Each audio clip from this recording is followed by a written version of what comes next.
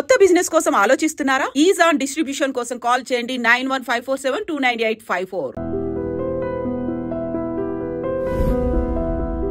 గాలి జనార్దన్ ఇంట్లో మీరు కంప్లీట్గా రైడ్ చేశారు, తర్వాత ప్రాపర్టీ అంతా సీజ్ చేసుకొచ్చిన తర్వాత అన్ని కోట్లు ఆయన ఎక్కడి నుంచి సంపాదించుకొచ్చాడు? అక్కడ ఏం జరిగిందంటే ఆయనకి లీగల్గా మైన్స్ వచ్చాయి. ఓ, ఆ లీగల్ మైన్స్ వాడి ఇల్లీగల్గా మైనింగ్ చేశారు. అది కాబట్టి లీగల్గా ఈ హ్యాస్ మనీ. ఆయనకు పర్మిషన్ ఇవ్వడం జరిగింది. ఆయన చైనాకి ఎక్స్పోర్ట్ చేశాడు. అందులో ఆశించిన దానికన్నా ఎక్కువ ఎక్స్పోర్ట్ చేసేసి ఎక్కువ అమౌంట్ చేశారనేది. కాబట్టి లీగల్ ఒక సైడ్ ఉంది, ఇల్లీగల్ ఒక సైడ్ ఉంది. కాబట్టి మనం ఇల్లీగల్ దీని మీద మనం కాన్సన్ట్రేట్ చేసాం. అటాచ్మెంట్స్ కానీ ఇవన్నీ కూడా మనం చేయగలిగాం అనమాట. సార్ తర్వాత రాజశేఖర రెడ్డి గారు హెలికాప్టర్ అదొక కేసు మాకు ఇవ్వడం జరిగిందండి. అది కూడా ఒక కొత్త ఇదే మాకు. ఎందుకంటే హెలికాప్టర్ క్రాష్ అంటే దాని ఇన్వెస్టిగేషన్ అంటే మళ్ళీ ఎక్స్పర్ట్స్ తీసుకున్నాము. మనం సివిల్ ఏవియేషన్లో ఉన్న ఎక్స్పర్ట్స్ని తీసుకున్నాము. వీటన్నింటినీ తీసుకొని వేరు సంస్థలతో మనం కోఆర్డినేట్ చేస్తూ యాక్చువల్గా కాజ్ ఏంటంటే మన చీఫ్ మినిస్టర్ ఒక ఆయన ఈ విధంగా అయింది కాబట్టి దాన్ని ప్రోబ్ చేయగలగాలి మనం. ఎందుకైంది, యాక్సిడెంటలా లేకుంటే ఎవరైనా చేయించారా, ఇవన్నీ చేసిన తర్వాత కూడా మా డైరెక్టర్ గారు చెప్పారు, దీన్నంతా కూడా ఒక రిపోర్ట్ లాగా మీరు తయారు చేయండి, ఒక ఆడియో విజువల్ కూడా మీరు తయారు చేయండి, చేసి మీరు రిలీజ్ చేయండి. పబ్లిక్ మైండ్లో ఎప్పుడు డౌట్ ఉండకూడదు. ఇటువంటి చీఫ్ మినిస్టర్ లాంటి వ్యక్తులు ఇందులో అయినప్పుడు మనం క్లారిటీగా ఉండాలి, మనం ఈ విధంగా ఉండాలన్నది క్లియర్ కట్గా ప్రతి ఒక్క ఇష్యూ కూడా చేసి అందులో మనం ప్రజెంట్ చేయడం జరిగింది అనమాట. అసలు యాక్చువల్గా ఏం జరిగిందంటే అది ప్యూర్గా ఇట్స్ అన్ యాక్సిడెంటల్ ఇదండి. ఆ రోజు క్లైమేట్ చూస్తే మీకు అసలు చాలా ఇదిగా క్యూములోనింబస్ క్లౌడ్స్ ఉన్నాయి. క్యూములోనింబస్ క్లౌడ్స్ యొక్క స్పెషాలిటీ ఏమంటే అవి సక్ చేస్తాయి. అందులో వ్యాక్యూమ్ ఉంటుంది లోపల, అందులో ఏదైనా ఆబ్జెక్ట్ పోతే దాన్ని కిందికి లాగేస్తుంది అనమాట. కాబట్టి అటువంటి క్యూములోనింబస్ క్లౌడ్స్లో ఈ హెలికాప్టర్ అక్కడ ప్రవేశించడం జరిగిందనమాట. అక్కడ బ్లాక్ బాక్సెస్ వాటిలో కాన్వర్జేషన్స్ అవి కూడా వినడం జరిగింది. కాబట్టి ఇవన్నీ చూసుకుంటే ఇది ప్యూర్లీ అన్ యాక్సిడెంటల్ క్రాష్ అని మిగతా సంస్థలు DGCA వాళ్ళు ఏర్పాటు చేసిన వాళ్ళ సంస్థ కూడా అదే ఫైండింగ్స్కి వచ్చింది. మేము కూడా మా ఫైండింగ్స్ ఇచ్చామన్నమాట. ఆ బ్లాక్ బాక్స్లో రాజశేఖర రెడ్డి గారి వాయిస్ గో డౌన్ అని తప్ప ఇంకా వేరే అది పైలట్ భాటియా గారు ఎవరైతే ఉన్నారో ఆయన అన్నాడు అది గో డౌన్. తర్వాత ఆయన పక్కన రెడ్డి గారు ఇది ఉండేవాళ్ళు, ఆయన కో పైలట్ MSN రెడ్డి గారు అనుకుంటాను ఆయన పేరు. ఆయన గో అరౌండ్ అని ఇనీషియల్గా వాళ్ళు ఏంటంటే అక్కడ ఆ ఫ్యూయల్ దాని గురించి ఏదో మాట్లాడుకున్నారు కొంచెం. అక్కడ ఒక రెడ్ లైట్ వచ్చింది, అంటే అందులో ఉన్న లూబ్రికెంట్ గురించి డిస్కషన్ జరిగింది వాళ్ళకి. అంటే అవి డ్రాప్స్ అయిపోతున్నాయి, ఎందుకంటే ఎప్పుడైతే క్యూములోనింబస్ క్లౌడ్స్లో వెళతాయో ఇదేమవుతుందంటే ఆ ఆపరేషన్ హీట్ ఎక్కిపోతాయి ఆ ఇంజన్స్. ఎందుకంటే ఆ వ్యాక్యూమ్ని లాగుతుంటే ఈ హెలికాప్టర్ దాన్ని పైకి లాగగలగాలి. అప్పుడు ఏమవుతుందంటే ఆ లూబ్రికెంట్ కన్జంప్షన్ ఎక్కువైపోతుంది. అయినప్పుడు ఏమవుతుందంటే ఆ రెడ్ లైట్ రావడం జరిగింది. అప్పుడు ఆయన ఏమంటాడంటే మాన్యువల్ చూడండి ఏమవుతుందని. సో మాన్యువల్ తిరిగేస్తున్నప్పుడు అప్పుడు కో పైలట్ అంటాడు గో అరౌండ్ అంటే పైలట్ భాషలో ఏంటంటే ఒక స్విచ్ ఉంటుంది గో అరౌండ్ అనేది. అది ఒక ఎమర్జెన్సీ సిచ్యువేషన్లో అది వాడతాం. అది నొక్కితే ఏమిందంటే ఒక్కసారిగా హెలికాప్టర్ పైకి వెళుతుందన్నమాట. ఇప్పుడు ఫర్ ఎగ్జాంపుల్ ఎప్పుడైనా హెలికాప్టర్ ల్యాండ్ అవుతున్నప్పుడు సడన్గా ఈ జంతువులు వచ్చేస్తాయి, ఆవు కానీ గేదె కానీ ఇలాంటి వచ్చినప్పుడు అప్పుడు వాళ్ళు గో అరౌండ్ బటన్ నొక్కుతారు. అది సడన్గా దాన్ని పైకి తీసుకెళ్తుంది అనమాట. గో అరౌండ్ అని ఆయన అంటున్నప్పుడు ఈయన అడుగుతాడు వాట్ అంటే గో అరౌండ్ అంటాడు. అప్పుడు సడన్గా క్రాష్ వచ్చేసినట్టు మనకు సౌండ్ వచ్చింది అనమాట. ఇవన్నీ కూడా మన రిపోర్ట్లో మనం పొందుపరిచాం అనమాట దీంట్లో. కానీ ఇప్పటికి కూడా ఆ పార్టీ చెందిన నాయకులు కొంతమంది మాకు ఇంకా అనుమానం ఉన్నాయి అంటుంటారు. అది వాళ్ళు అంటుంటారండి. అది కానీ మా ఇన్వెస్టిగేషన్ ఎందుకంటే DGCA టీము చేసింది, CBI చేసాము, ఇంకా 2 టీమ్స్ అవి చేసి మొత్తం ఆ క్లైమాటిక్ అనాలిసిస్ అవన్నీ చూసి, ఎందుకంటే హెలికాప్టర్స్ ఆర్ మోర్ వర్నరబుల్ ఇటువంటి క్లైమాటిక్. ఇప్పుడు మీరు నార్త్ ఈస్ట్లో చూసినా కూడా, పంజాబ్లో చూసినా కూడా జిందాల్ గారు అని చెప్పి ఆయన కూడా చనిపోయారు. చాలా క్రాష్, మన బాలయోగ్ గారు, ఇలాంటివన్నీ ఈవెంట్. ఈ మెషిన్స్ అన్నీ ఏంటంటే ఇవి వెరీ సెన్సిటివ్ మెషిన్స్. ఎస్పెషల్లీ ఆ రోజున్న క్లౌడ్స్ ఏదైతే ఉన్నాయో క్యూములోనింబస్, దానికని వెదర్ డిపార్ట్మెంట్ గురించి కూడా మనం ఒపీనియన్ తీసుకున్నాము. తర్వాత సిమ్యులేషన్ కూడా మనం చేయించాము వాటిలో. ఇవన్నీ ఎక్స్ప్లెయిన్ చేస్తూ మనం ఇచ్చాము. So final conclusion is that it is accident because of the weather. వాతావరణం దీని అవ్వడం వల్ల ఈ విధంగా అయిందండి. సార్ దాని తర్వాత నెక్స్ట్ ఇదంతా అయిపోయింది. నా టెన్యూర్ 2013లో కంప్లీట్ అయిపోవడం జరిగింది. సో నేను రిలీవ్ అయిపోయి మళ్ళీ మహారాష్ట్రకి వెళ్ళడం జరిగింది. మధ్యలో ఒక 8 నెలలు నాకు అక్కడ ఏంటంటే నేను అక్కడికి వెళ్ళేసరికి ఆల్రెడీ పోస్ట్ అన్నీ ఫిలప్ అయిపోయాడు. నేను అక్కడికి వెళ్ళేసరికి ఆల్రెడీ పోస్టులు ఫిలప్ అయ్యాను. అదే సేమ్ R.R. పాటిల్ గారే మా హోమ్ మినిస్టర్గా ఉండేవాళ్ళు. ఆయన అన్నారు కొంతసేపు వెయిట్ చేయండి, నేను మళ్ళీ నెక్స్ట్ రీషఫల్లో మీకు పోస్టింగ్ ఇస్తాను. ఓకే అని చెప్పి నేను అన్నాను. ఇక్కడికి వచ్చేసాను. ఆ 8 నెలల్లో నేను చాలా స్కూల్స్ కాలేజెస్ తిరగలిగాను. మా కలాం గారు, అబ్దుల్ కలాం గారు ఏదైతే చెప్పారో దీన్ని పూర్తి చేయడానికి నాకు ఆ 8 నెలలు బ్రహ్మాండంగా ఉపయోగపడింది అన్నమాట. ఆల్మోస్ట్ చాలా స్కూల్స్ విజిట్ చేశాను, చాలా కాలేజెస్కి నేను వెళ్ళగలిగాను, యూత్తో ఇంటరాక్ట్ అవ్వగలిగాను. ఆ తర్వాత 2014లో నాకు పోస్టింగ్ థానేలో జాయింట్ కమిషనర్గా ఇవ్వడం జరిగింది అనమాట. అప్పుడు వెళ్ళి నేను జాయిన్ అయ్యాను అక్కడ ఐ థింక్ ఆల్మోస్ట్ 2 years ఉండినాను. That is also a good experience. ఎందుకంటే ఒక సిటీలో ఒక కమిషనర్ తర్వాత జాయింట్ కమిషనర్ ఉంటారు. Thane is also a very notorious place. Criminal activities వీటిలన్నిటికి కూడా చాలా హబ్ అది. కాబట్టి అక్కడ కూడా ఒక ఇది. తర్వాత కమ్యూనల్ యాక్టివిటీస్ కూడా చాలా ఎక్కువ అక్కడ.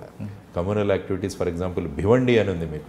భివండి ఈజ్ మొత్తం ఇండియాలోనే ఒక కమ్యూనల్ ప్లేస్గా గుర్తిస్తారు. భివండి కానీ కళ్యాణ్ కానీ.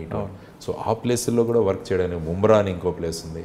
వీటిలన్నింటిలో కూడా వర్క్ చేయడానికి అదొక మంచి ఇదేంది.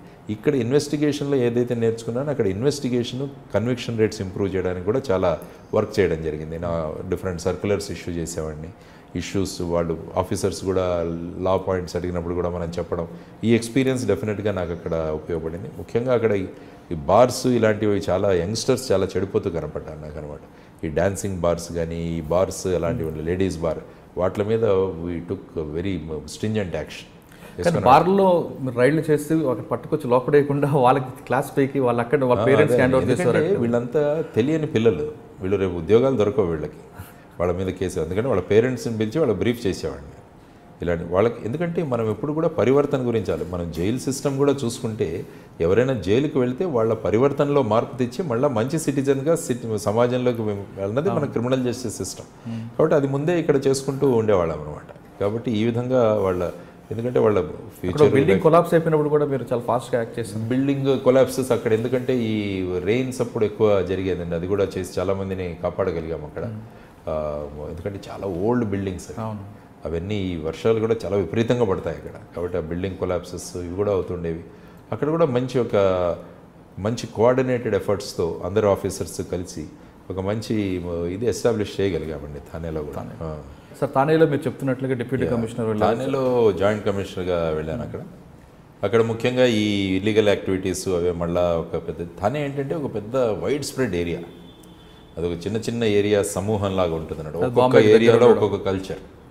కాబట్టి బాంబే నుంచి వచ్చిన వీళ్ళంతా కూడా ఇక్కడ సెటిల్ అయ్యారు. అప్పుడు 6th December తర్వాత ముంబ్రా అని ప్రాంతాలను కూడా సెటిల్ అయ్యారు. పాపులేషన్ డెన్సిటీ ఎంత ఉంటుందంటే మన ఓల్డ్ సిటీ లాగా ఉంటుంది అక్కడ వెళ్ళాలంటే. ఆ విధంగా వాటిలలో వెళ్ళి నడిచి అందరితో మాట్లాడి మళ్ళీ అక్కడ కూడా పోలీస్ పబ్లిక్ రిలేషన్స్ బాగా ఒకవైపు క్రిమినల్స్ మీద స్ట్రాంగ్గా యాక్షన్ తీసుకుంటూ ఇంకొక వైపు వీళ్ళను బిల్డప్ చేయడం ఇది ఒక పెద్ద ఇదిగా తీసుకున్నాం. It was a good response. మంచి డ్రగ్స్ మీద కూడా కంట్రోల్ తీసుకురాగలిగాం. ఈ మెఫాడ్రాన్ అని ఒక MD అని ఒక డ్రగ్ ఉంటుంది. అది పార్టీ డ్రగ్, ఎక్స్ట్రసీ డ్రగ్ అంటారు దాన్ని. అది చాలా పెద్ద స్కేల్లో వచ్చేది అనమాట. దాని మీద కూడా యాక్షన్ తీసుకుని వాటిలో కొన్ని యాక్షన్స్ కూడా మనం చేసుకోగలాం అక్కడ. కాబట్టి అదొకటి. తర్వాత వచ్చేసి ఒక పెద్ద బిల్డరు ఒకతను సూసైడ్ చేసుకున్నాడు అక్కడ. సూరజ్ పర్మార్ అని, పర్మార్ బిల్డర్స్. ఆయన సూసైడ్ నోట్ ఒకటి రాసి చనిపోయాడు. ఆ సూసైడ్ నోట్లో మొత్తం ఆయన మళ్ళా దాన్ని ఇది చేసేసాడు అనమాట. మొత్తం కొట్టేశాడు దాన్ని పెన్తో. అంటే ఆయన మీద ప్రభావితం చేసిన వ్యక్తులు ఎంత పవర్ఫుల్ అంటే వాళ్ళ పేర్లు కూడా రాయడానికి భయపడ్డాడు. కానీ ఆ పేపర్ దొరికిన తర్వాత దాన్ని ఫరెన్సిక్ అనాలిసిస్ పంపించి ఆ మొత్తాన్ని ఆ దీంట్లో ఉన్న స్క్రిప్ట్ ఏంటన్నది బయటికి తీసి అందులో మెయిన్గా రెస్పాన్సిబుల్ అయిన 4 కార్పొరేటర్స్ వాళ్ళని అరెస్ట్ చేశాము అక్కడ. అదొక పెద్ద సెన్సేషనల్ కేసు అక్కడ. అంటే ఈ కార్పొరేటర్స్ అతని మీద డబ్బు కోసం ఇది పెట్టి పెద్ద లీడింగ్ కార్పొరేటర్స్ వాళ్ళందరినీ కూడా అరెస్ట్ చేయడం జరిగింది. ఆ కేసు ఇన్వెస్టిగేషన్ కూడా సూపర్వైజ్ చేయడం. అదొక one of the important cases what we have taken up. Otherwise in general traffic issues కానీ. సార్ మీరు చెప్పిన ఆ కేసుల్లో 306 మీరు పెట్టుంటారు. 306లో ఆ కన్విక్షన్ వచ్చే అవకాశం ఉంటుందంటారు. 306లో ఈ కేసులో ఏంటంటే ఆ సర్కమ్స్టాన్సెస్ని మనం బిల్డప్ చేయగలగాలి. సర్కమ్స్టాన్షియల్ ఎవిడెన్స్ గురించి సుప్రీంకోర్టు జడ్జిమెంట్స్ మీరు ఒకసారి చదివితే వాటిలన్నింటినీ ఒక లింకప్ చేయాలి మనం. ఇది దాని తర్వాత ఇది ఈ విధంగా లింకప్ ఇవన్నీ చేసుకొని కోర్టుకు ఆ విధంగా మనం కన్విన్స్ చేయగలిగానమాట. These are the circumstances in which this man has taken this particular decision అన్నది. కాబట్టి అది ఈ 306 ఇన్వెస్టిగేషన్ కూడా it's a very challenging investigation. చాలా కేసుల్లో ఏమవుతుందంటే అక్విట్ అవుతుంటాయి చాలా కేసులు. ఎస్పెషలీ ఈ కొత్తగా పెళ్ళైన అమ్మాయిలు వాళ్ళ ఇన్లాస్ చేయడం వల్ల వాళ్ళు సూసైడ్ చేసుకోవడం, వీటిలో 306 పెడుతుంటాం. తర్వాత ఫైనాన్షియల్ మ్యాటర్లో కూడా అప్పు తీసుకొని కట్టలేక వాళ్ళు సూసైడ్ చేసి, వీటిలన్నింటి ఏంటంటే క్లోజ్గా ఇన్వెస్టిగేషన్ మనం బిల్డప్ చేసుకుంటూ రాగలగాలన్నమాట.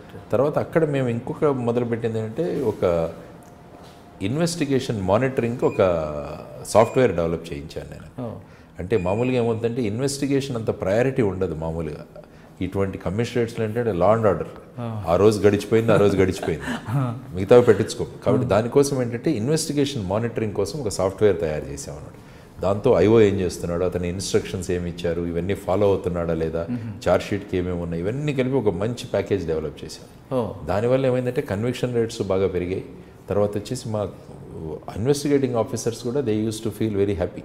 ఎందుకంటే వాళ్ళకి కావాల్సిన డైరెక్షన్స్, తర్వాత నార్మ్స్, రూల్స్ ఇవన్నీ కూడా వాళ్ళకు ఆ సాఫ్ట్వేర్లోనే వచ్చాయన్నమాట. So that was widely appreciated. దాన్ని మిగతా డిస్ట్రిక్ట్స్లో కూడా మొదలుపెట్టారనమాట. అదొక ఇన్వెస్టిగేషన్కి నా దగ్గర నుంచి ఉన్న ఒక కాంట్రిబ్యూషన్ నేను థానేలో ఉన్నప్పుడు చేయగలిగాను అనమాట. ఈ విధంగా. ఓకే. థానే తర్వాత మళ్ళీ నాకు ప్రమోషన్ వచ్చింది. అక్కడ వచ్చిన తర్వాత మళ్ళీ పబ్లిక్ గొడవ, మీరు ఇక్కడే ఉండాలి అని చెప్పేసి నేను అప్పుడు వాళ్ళకు చెప్పాను అనమాట. ఇక్కడ ఇప్పుడు ప్రజెంట్ కమిషనర్ గారు ఆయన కూడా అడిషనల్ డీజీ ర్యాంకే, నేను ఐజీ నుంచి ఏడీజీ ర్యాంక్ వచ్చింది. కాబట్టి ఇద్దరు ఒకే సేమ్ ర్యాంక్ వాళ్ళు ఒక దీంట్లో ఉండలేరు. కాబట్టి నాకు అక్కడ డీజీ ఆఫీస్కి వెళ్తున్నాను. ఇక్కడ అప్పుడు వాళ్ళు ఒక 1 డే ఎడ్యుకేషన్ కూడా చేశారు. అక్కడ చేసిన తర్వాత డీజీ ఆఫీస్కి వెళ్ళి అక్కడ మొదట్లో ఏడీజీ అడ్మినిస్ట్రేషన్గా ఉండేవాడు. అడ్మినిస్ట్రేషన్ అక్కడ ముఖ్యంగా కూడా చాలా రిఫార్మ్స్ తీసుకురాగలిగాం మేము. ఎన్నో సంవత్సరాల నుంచి డిపార్ట్మెంటల్ ఎంక్వైరీస్ ఇవన్నీ పెండింగ్ ఉండే, అవి కూడా స్ట్రీమ్ లైన్ చేసి అక్కడ ఒక సిస్టమ్ ఏం చేస్తే వీడియో కాన్ఫరెన్సింగ్ ఒకటి మొదలుపెట్టాను. మామూలుగా ఈ డెసిషన్ తీసుకోవడానికి 4-5 వ్యక్తులు రావాలి బాంబేకి, వచ్చి వాళ్ళని నేను వినాలి. వాళ్ళు రావాలి దూరం ప్రదేశం నుంచి, వాళ్ళు ఎక్కడో ఉండాలి బాంబేలో. బాంబే చాలా ఖర్చుతో కూడిన పని. కాబట్టి వాళ్ళు రావాలి, ఇక్కడ యూనిఫామ్లు చేంజ్ చేసుకోవాలి, ఇవన్నీ. దానికని నేను చెప్పానంటే మా దీంట్లో వీడియో కాన్ఫరెన్సింగ్ అవైలబుల్ ఉంది కాబట్టి ఎవరు వాళ్ళ దగ్గర ఉండేవాళ్ళు. కాబట్టి వీడియో కాన్ఫరెన్సింగ్లో నేను వాళ్ళ రిప్లైస్ అవన్నీ రికార్డ్ చేసి నోట్ చేసుకొని ఆ డిస్పోజల్ మొదలుపెట్టాము అనమాట. I think record time of 3 monthsలో we disposed of about 200 to 250 matters. Okay. So ఇలాంటివి అక్కడ అడ్మినిస్ట్రేటివ్ రిఫార్మ్స్ కానీ, ఈ ప్రొసీజర్స్ కానీ, ప్రమోషన్స్ ఇలాంటివి వీటన్నిటిలో కూడా చాలా స్ట్రీమ్ లైన్ తీసుకురాగలిగాం. తర్వాత మేజర్గా అక్కడ జరిగేది ఏంటంటే ఈ పర్చేజెస్ అన్నది కూడా చాలా ముఖ్యం. మహారాష్ట్ర పోలీస్ ఫోర్స్కి పర్చేజెస్ ఇవి P&L అంటారు ఇక్కడ, అది కూడా ఒక ఇంపార్టెంట్ ఇది. కాబట్టి మా డీజీ గారు ఏమనంటే ఇది ఆల్మోస్ట్ నువ్వు అడ్మినిస్ట్రేషన్లో చాలా ఇష్యూస్ సార్ట్అవుట్ అయిపోయాయి నీకు 6 నెలల్లో, కాబట్టి why don't you come to P&L అన్నారు. Okay sir, whatever you decide. Finally ultimately ఫోర్స్కి నేను సర్వీస్ చేయాలి పబ్లిక్, కాబట్టి wherever I am I would do. కాబట్టి P&Lకి రావడం జరిగింది. అక్కడ PNC అనేవారు, ప్లానింగ్ అండ్ కోఆర్డినేషన్. దాంతో నెక్స్ట్ 15 yearsకి మహారాష్ట్ర పోలీస్కి ఏం కావాలని ఒక పర్స్పెక్టివ్ డిజైన్ చేసి ఎక్కడెక్కడ కమిషనరేట్స్ కావాలి, ఒక కమిషనరేట్ కూడా మొదలు పెట్టించాం మా టైంలోనే, పింప్రి చించోడని. అక్కడ కమిషనరేట్ మొదలైంది. తర్వాత ఎక్విప్మెంట్ ప్రొక్యూర్ చేయడము, మంచి quality equipment. Bullet proof jackets ఎప్పుడో కొన్ని సంవత్సరాల 2008 ఇన్సిడెంట్ తర్వాత ప్రొక్యూర్మెంటే అవ్వలేదు. కాబట్టి వాటికి మళ్ళీ టెండర్స్ పిలిచి వాటన్నింటినీ స్ట్రీమ్ లైన్ చేసి టెస్టింగ్ చేయించి 5000 బుల్లెట్ ప్రూఫ్ జాకెట్స్ నేను PNCలో ఉన్నప్పుడు అప్పుడు అప్రూవల్ చేయించి తీయించాను అనమాట. కానీ అక్కడ మీరు పనిచేస్తున్న టైంలో నక్సల్ ప్రభావిత ప్రాంతాల్లో పోలీస్ స్టేషన్ల నిర్మాణంలో కొంతమంది డబ్బులు తిన్నారు. ఆ వ్యక్తులు మీరు అడ్డుకోవడం జరగడం అనేది కొంచెం ఇబ్బంది అయినట్లుంది. అట్లా ఏమీ లేదండి. ఎక్కడైనా కరప్షన్ ఎక్కడన్నా చోటైనా మనం ఖచ్చితంగా దాంట్లో మనం వెళ్ళిపెట్టి పబ్లిక్ మనీ అల్టిమేట్గా మనం స్పెండ్ చేస్తున్న ఒక ప్రతి రూపాయి కూడా పబ్లిక్ ట్యాక్సెస్ గురించి మనం చేసుకున్నాం. దాని నుంచి అలాంటివి ఎప్పుడు మనం అవ్వకూడదని. ఎక్కడ కరప్షన్ ఎక్కడున్నా కూడా దాన్ని స్ట్రాంగ్గా అది చేసేవాడు అందరూ. సార్, కరప్షన్ అనే విషయం వచ్చింది కాబట్టి పోలీసుల్లోనే కరప్షన్ ఎందుకు ఎక్కువ కనిపిస్తుంటుంది అంటే? మిగతా డిపార్ట్మెంట్ లేవని కాదు కదా. కరప్షన్ 2 రకాలండి. ఒకటి వచ్చేది ఏంటంటే కొల్యూజివ్ కరప్షన్, ఇంకోటి వచ్చేసి కొయర్సివ్ కరప్షన్. కొల్యూజివ్ కరప్షన్ ఏంటంటే ఇప్పుడు కాంట్రాక్టర్ ఉంటాడు, నేను ఒక ఆఫీసర్ని ఫర్ ఎగ్జాంపుల్, మేమిద్దరం కొల్యూడ్ అయిపోతాం. మేమిద్దరం ఏసీ రూమ్లో కూర్చొని ఇద్దరం డిసైడ్ చేసుకుంటాం, ఈ ప్రాజెక్ట్ ఇంత ఉంది, ఈ టెండర్ ఇంత ఉంది, కాబట్టి అందులో నా పర్సెంటేజ్ 20%. కాబట్టి మేము మాట్లాడుకుంటాం, అతనికి టెండర్ శాంక్షన్ అయిపోతుంది, ఆ 20% నాకు ఇచ్చేస్తాడు. దీని గురించి ఎక్కడ మాట్లాడరు, ఎందుకంటే ఒక ఏసీ రూమ్లో జరిగిన విషయం. అదే పోలీస్ కరప్షన్ మీరు చూసుకున్నారంటే రోడ్డు మీద కనపడుతుంది, విజిబుల్ కరప్షన్. ఎందుకంటే విజిబుల్ కరప్షన్ ఎప్పుడైతే ఉందో అది పబ్లిక్లో ఒక అజిటేషన్ క్రియేట్ చేస్తాం, దాని గురించి మాట్లాడతారు. ఒక ఇండియా టుడే నేను ఎప్పుడో చూశాను, ఒక ట్రక్ డ్రైవర్ నుంచి ట్రాఫిక్ పోలీస్ మ్యాన్ 100 రూపాయలు తీసుకుంటున్నది వాడు కరప్షన్ గురించి ఒక ఇదిగా వేశాడు. కాబట్టి ఒక 100 రూపాయలు తర్వాత పోలీస్ ఏంటంటే అది విజిబుల్ గవర్నమెంట్. మీకు రోడ్డు మీద నడుస్తున్న ప్రభుత్వం ఏంటంటే అది పోలీస్. ఎందుకంటే మేము యూనిఫామ్ వేసుకుని ఉంటాం కాబట్టి పోలీసు ఏ విధంగా ప్రవర్తిస్తారు దాన్ని బట్టి గవర్నమెంట్ గురించి ఒక అందాజా వేసుకుంటారు. అందువల్ల ఈ కొయర్సివ్ కరప్షన్ అన్నది చాలా మనం డిస్కస్ చేస్తాం. ఫర్ ఎగ్జాంపుల్ ఆర్టీఓ ఆఫీస్కి వెళ్తారు మీరు, అక్కడ దీనికి కావాల్సింది ముఖ్యంగా రెవెన్యూ అండ్ పోలీస్ కరప్షన్ గురించి ఎక్కువ మాట్లాడతారు. దాంట్లో కూడా పోలీస్ కరప్షన్ చాలా ఎక్కువ.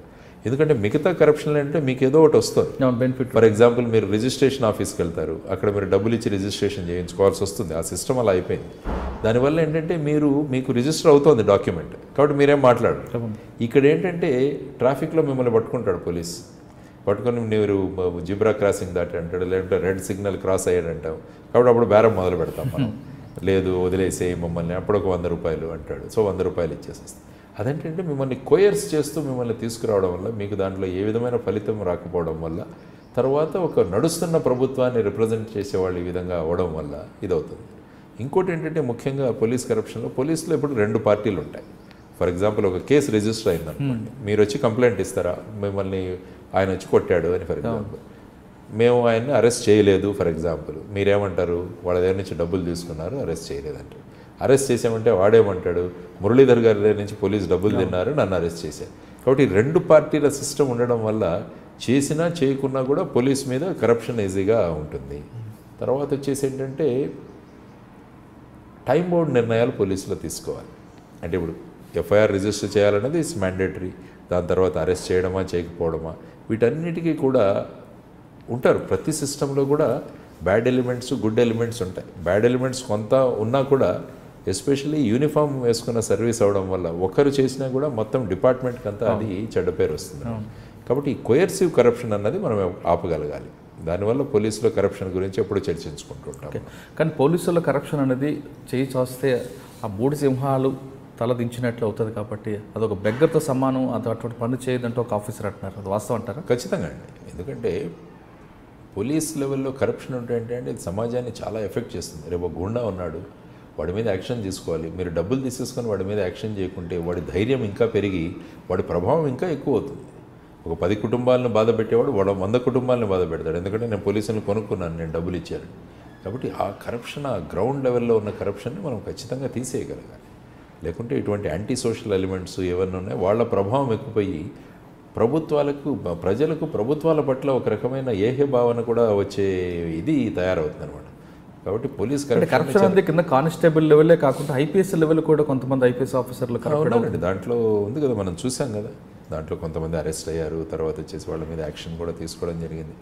అదే కరప్షన్కి ఏంటంటే జనరల్గా ర్యాంక్ అన్నది పెద్ద డిఫరెన్స్ ఏమి ఉండదు. అది మన కమిట్మెంట్, మన ఇన్నర్ స్ట్రెంగ్త్, మన కాన్ఫిడెన్స్, మన సర్వీస్ చేయాలన్న మన ధోరణి, వీటి మీద ఆధారపడి ఉంటుంది అనమాట. సార్, డిపార్ట్మెంట్లో మీరు చాలా కింద స్థాయి ఏఎస్పీ నుంచి ఏడీజీ వరకు వచ్చారు.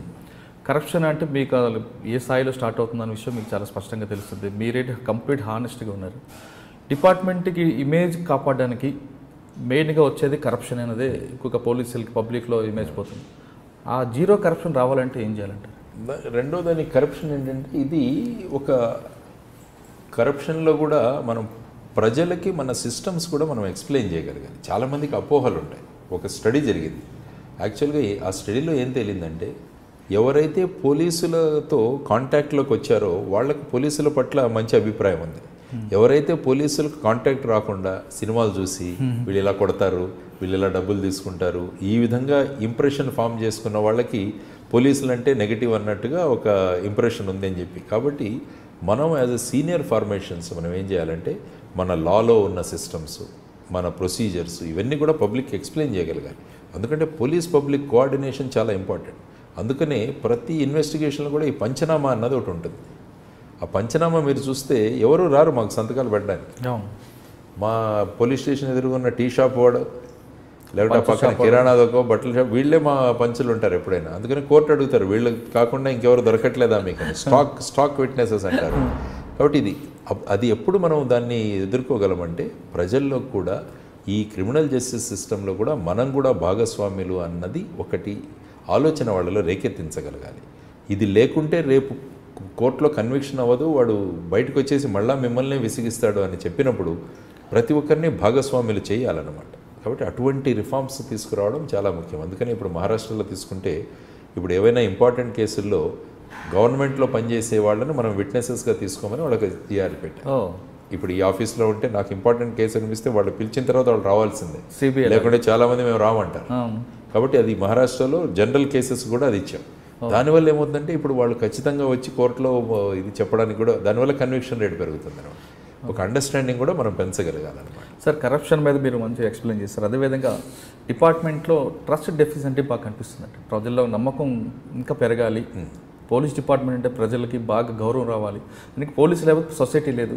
సొసైటీకి సెక్యూరిటీ ఏమైనా పోలీస్ కావాలి. ఈరోజు తిట్టిన వాడు కూడా పోలీస్ దగ్గరికి వెళ్తారు రేపు పొద్దున్న అనుకుంటున్నా. ఆ నమ్మకం పెరగాలంటే పోలీసుల మీద ఇంకా ఏం చేయాలి? ముఖ్యంగా ఏంటంటే మన చట్టాల్లో మార్పులు రావాలండి. చట్టాలలో ఏవైతే ఉన్నాయి ఇవన్నీ ఏంటంటే బ్రిటిష్ కాలంలో తయారైన చట్టాలు ఇవన్నీ. అంటే బ్రిటిష్ ప్రభుత్వానికి వ్యతిరేకంగా ఉన్న వాళ్ళ మీద యాక్షన్ చేయడానికి తీసుకొచ్చిన చట్టాలు. మీరు ఇండియన్ పీనల్ కోడ్ తీసుకుంటే 1861, ఇండియన్ ఎవిడెన్స్ యాక్ట్ తీసుకుంటే 1872, తర్వాత క్రిమినల్ ప్రొసీజర్ కోడ్ తీసుకుంటే 73లో జ్యుడిషియరీని ఎగ్జిక్యూటివ్ దాన్ని సపరేషన్, మిగతావన్నీ కూడా పాత నియమాలే అనమాట. కాబట్టి ఈ చట్టాలలో ఏమన్నా మార్పులు తీసుకురాగలం. పోలీస్ని ఒక సమాజాన్ని కలిపే రోల్లో ఎలా మనం తీసుకురాగలం అన్నది కూడా మనం ఆలోచించాలి. కౌన్సిలింగ్ కానీ ఇప్పుడు ఏంటంటే ప్రతి చోట మీరు వెళ్ళగానే కేసు రిజిస్టర్ చేయమంటారు. ఇప్పుడు భార్యాభర్త కొట్లాడుకుంటూ వస్తారు మా దగ్గరికి. యాక్చువల్గా యాజ్ పర్ లా వెంటనే వాళ్ళ మీద ఇన్వెస్టిగేట్ చేయాలి అఫెన్స్ ఈ అమ్మాయి తీసుకొని. కానీ మా ప్రయత్నం ఎలా ఉంటుందంటే వీళ్ళిద్దరిని కలపడానికి ప్రయత్నిస్తాం. అక్కడ పిల్లలు ఏమవుతారు రేపు, పాపం వాళ్ళ పిల్లలు ఇద్దరు ఉంటారు, వాళ్ళు ఏమవుతారు, వీళ్ళిద్దరు కొట్లాడుకుంటూ ఉంటారు. కాబట్టి వీటిని కౌన్సిలింగ్ సెంటర్స్ ఇలాంటివి చేయడం మనకొక ఇది జరుగుతుంది. కాబట్టి పోలీసు రోల్ ఏదైతే ఉందో అది ప్యూనిటివ్గా కాకుండా అది సమాజాన్ని కలిపే భూమికలాగా మనం తీసుకురాగలిగితే అప్పుడు ఒక సమాజంలో ఒక వాళ్ళ మీద జరుగుతున్న